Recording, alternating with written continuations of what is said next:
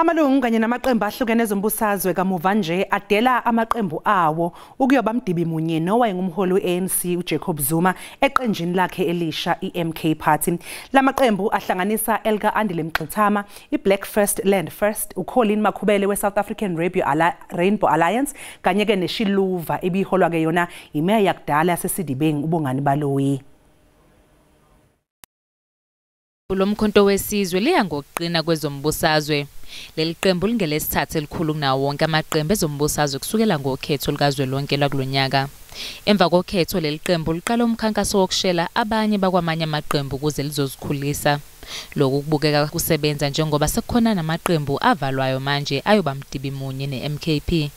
Ngesonto ledlula amanye amalungu aqhamuka eqembini lika Ismagashule iAfrican Congress for Transformation nawo alishiyile alandela elikaZuma. We're glad everyone is coming home.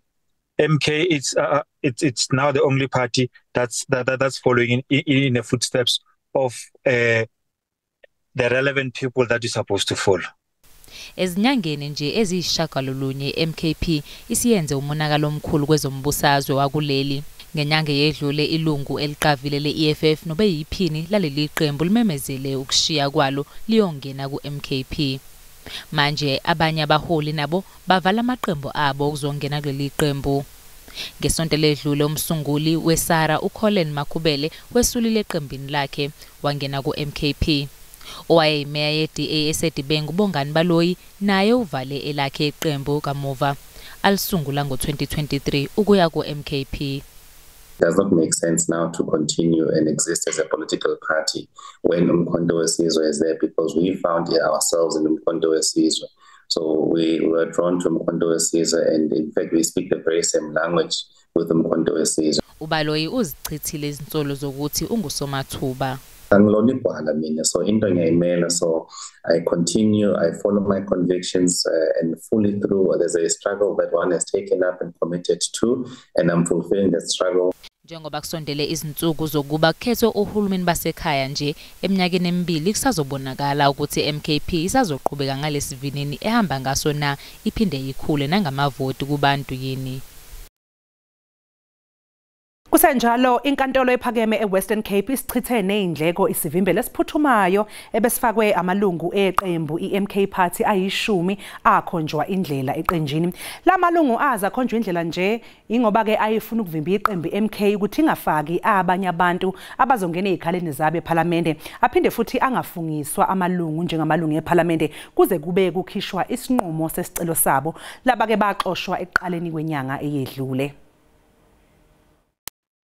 Inkundla ephakamileyo yaseNtshona Kapa ifumanise ukuba amalungu eMK agxothiweyo khange akwazi ukusixhasa isicelo sabo, kwakhona khange bakwazi ukubonisa izizathu zokuba bayancikivwa, nto leyo eza kuba neziphumo ezingunaphakade. La malungu alishumi ebefuna kubuyiselwe namaqithiqithi ezikhundla zabo.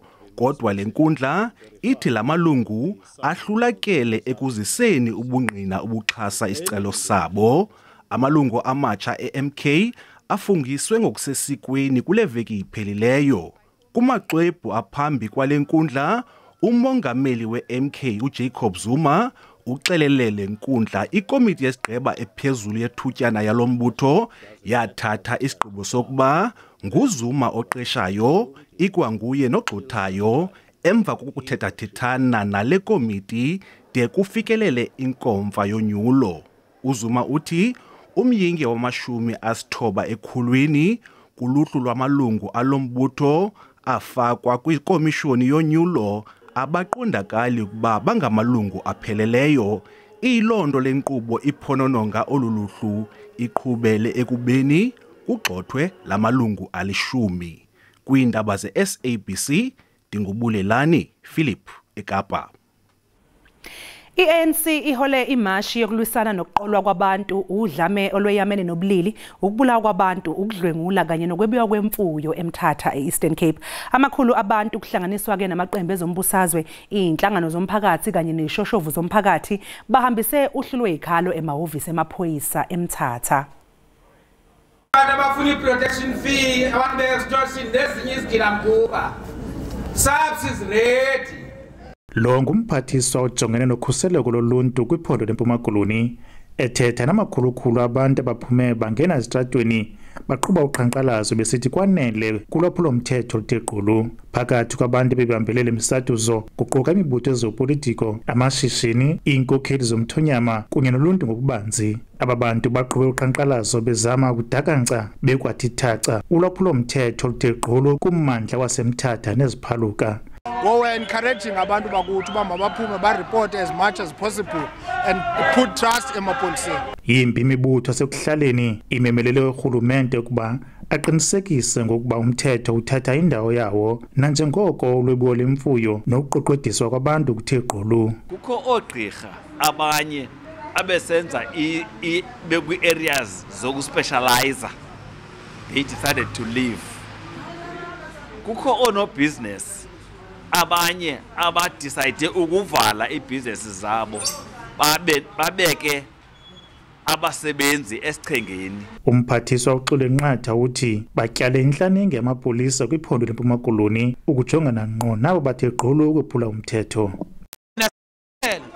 Kwicala lethu ubana njengoba umphathiswa kazwelonke esinika le nkxaso siyibulelayo siyi-province siza kuyisebenzisa loo nto.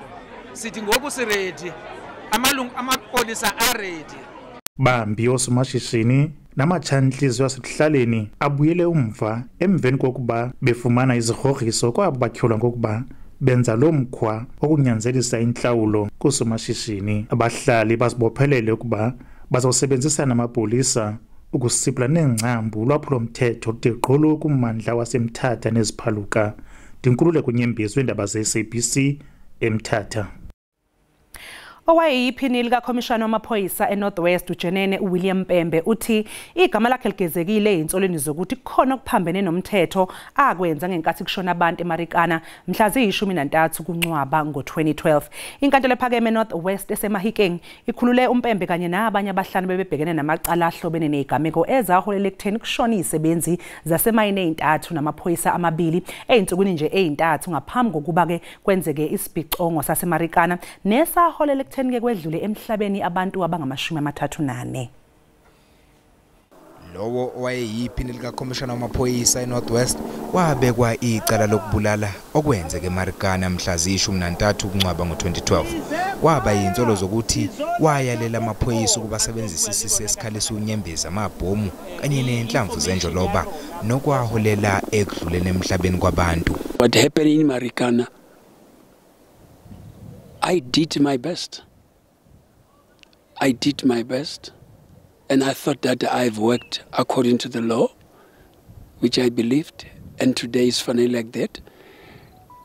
And I was surprised to see that IPID, which is falling under the Minister of Police, they only isolated me. Pembe uthi ukukhululwa kwakhe okwesibili mayelana nezenzo zakhe ngesikhathi sezigameko saseMarikana kuyinkomba yokuthi umsulo kangakanani. I was charged previously, if you remember, that I conspired with the police to hide the murder and the killing of Khasia Lala, something like that. And there were a lot of charges that were fabricated. Ummeli wambolofiti wodumo uPaseka Mthweneng nowaziwa ngelikaMbhoro usesole uphiko lokushushiswa komphakathi ngokuzama ukubambezela icala lekhasimende lakhe. Lokhu ke kulandela ukuthi umbuso ufake isicelo sokuba imantshi uKahleho Mokoena ephumile kuleli cala emva kokusolakala ngokuchema. Ummeli wambolofiti wodumo uPaseka Mbhoro uzwakalise ulaka lwakhe kubashushisi ethi leli cala baliphethe budedengu futhi babeka impilo yekhasimende lakhe engcupheni.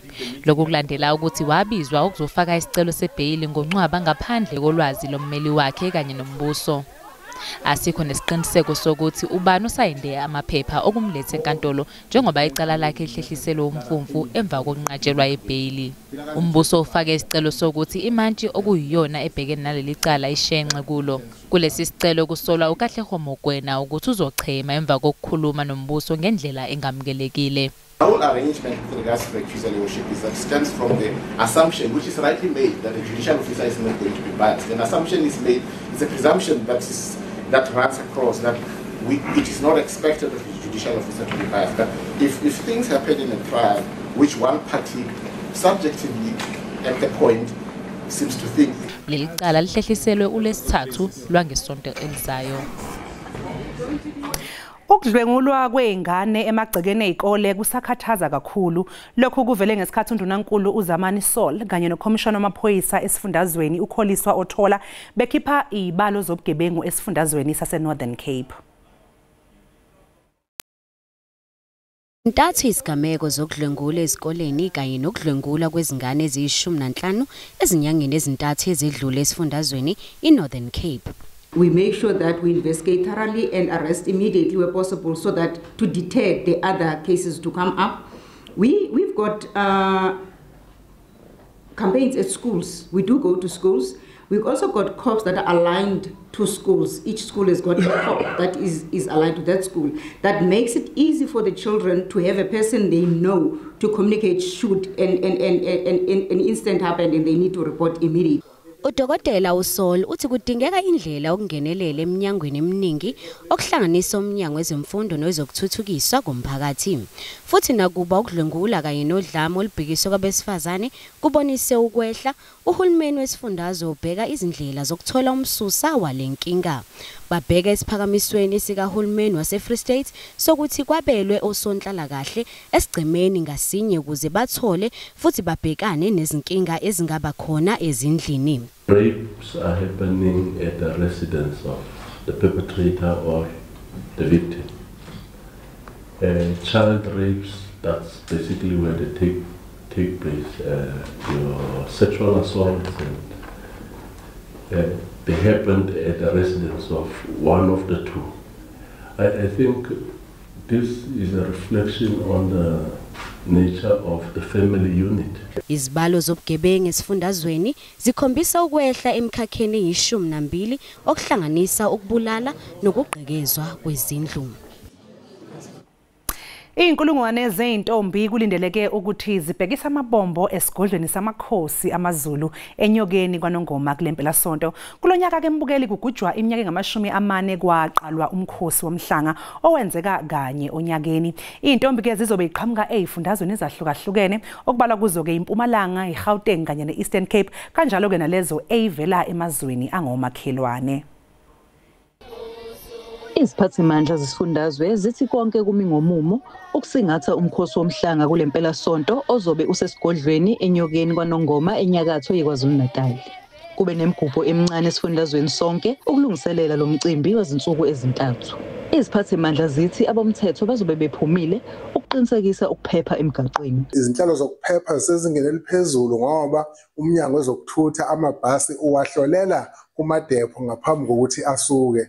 Izimoto ezincane ezingamakhumbi ziyahlolwa emakhaya ngaphambi kokuthi zisuke. Kulindeleke izinkulungwane zezintombi ukuba zihlanganyele ukuzogubha umkhosi nokuzigqaja ngobuntombi bazo. Omama bagada izintombi bathi ukwehliswa kwenani lamabhasi ahlinzekwa iziphathimandla lingase lidikebalise ezinye izintombi engeke zikwazi ukuya emhlangeni. Sikwenzile konke lokho osenza usiyaya njengamanje sesihlelele ukuya emhlangeni sinike amafomu awu-35 iward neward ngenxa yesibalo samabhasi amancane ngakhona namhla sinikeze wona futhi iward neward sinike 35. Umkhosi womhlanga wokuqala ubuhanjelwe izinkulungwane zezintombi ngempela sonto edlule esigodlweni sasemachobeni eNgwavuma. Kulindeleke ukuthi isilo sethule inkulumo emqoka kulomgubho ngomgqibelo. Ngingononhlakani Phumagwaza ezindabeni ze-SABC eThekwini.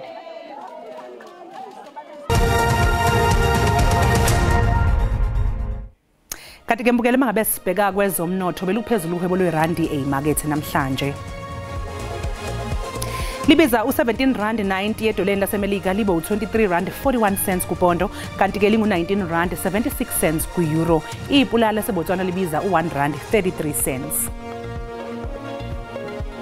iJSE ivale inkomba yezabelo iphezulu. Igolide libiza $2,496 i-ounce, iplatinum libiza $938 i-ounce, uwayilo ongahluziwe ebese ke ubiza $71.65 umphongolo.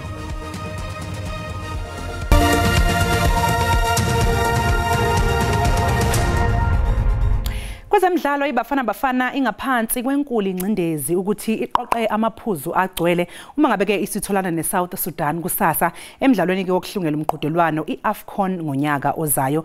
Lokho ke emva kokudlala phela ngokulingana neUganda eSoweto ngolwesihlanu ntambama. INingizimu Afrika yathola amathuba amaningi esikhathi ibhene eUganda ekhaya, kodwa yahluleka ukunqoba lo mdlalo weqoqo UK wokuhlungela umqhudelwano iAfcon ozobanjwa ngo-2025. iCongo iyona ehlele esiqongweni seqoqo emva kokuguqisa iSouth Sudan ngegoli eqandeni ngolwesino ledlule. Izinto azihambeli kahle iBafana njengoba uBruce befuna wonke amaphuzu ayisithupha kule midlalo emibili. Ngisho kunjalo leli qembu lisanethemba lokuthi lingaqeda emaqenjini amabili aphezulu eqoqweni ukuze libe ingxenye yomqhudelwano eMorocco ngonyaka ozayo. uBruce ulindele ukuthenza izinguquko eqenjini lakhe. uNozinto Velimothwa ulindele ukuthi adedele uRicardo Goss noma uSipho Chain phakathi kwezinti. INingizimu Afrika ayilazi kahle iqembu leSouth Sudan njengoba lamaqembu ezobedlala kokuqala emlandweni. Lo mdlalo uzoqala ngehora lesithathu kusasa ntambama. Ake mbukeli isimo ke sezulu solandela emva kwekhefu kanye nomkhushulwa kwaMsima ngokwamanje nje ke siqu 8 olokodwa ungalinge uyendawo siyabuya emva komzuzwana.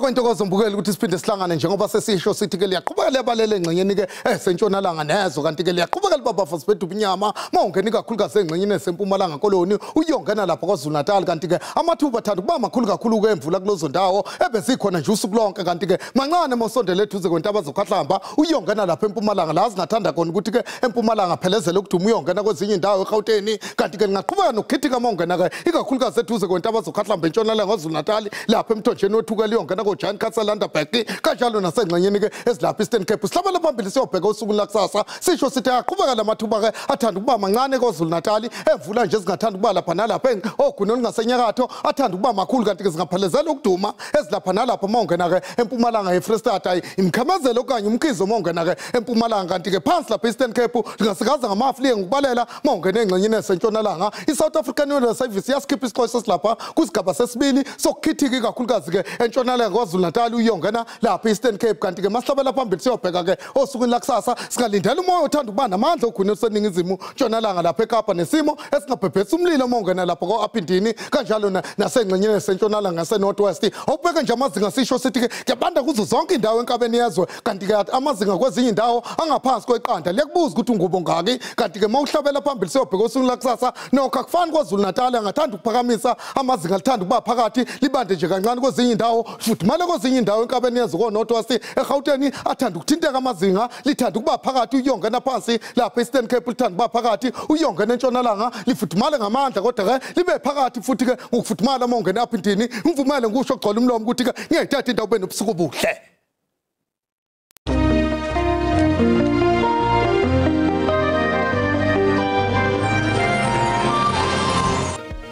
Ake mbukeli siguqisa lapho ke besiphathele zona namhlanje kusihle kodwa ungakhathazeki kusasa lokho kusayo bazobe bekhona ke oza kwethu ngolwimi lwesiXhosa libe nobusuku obuhle nisale kahle.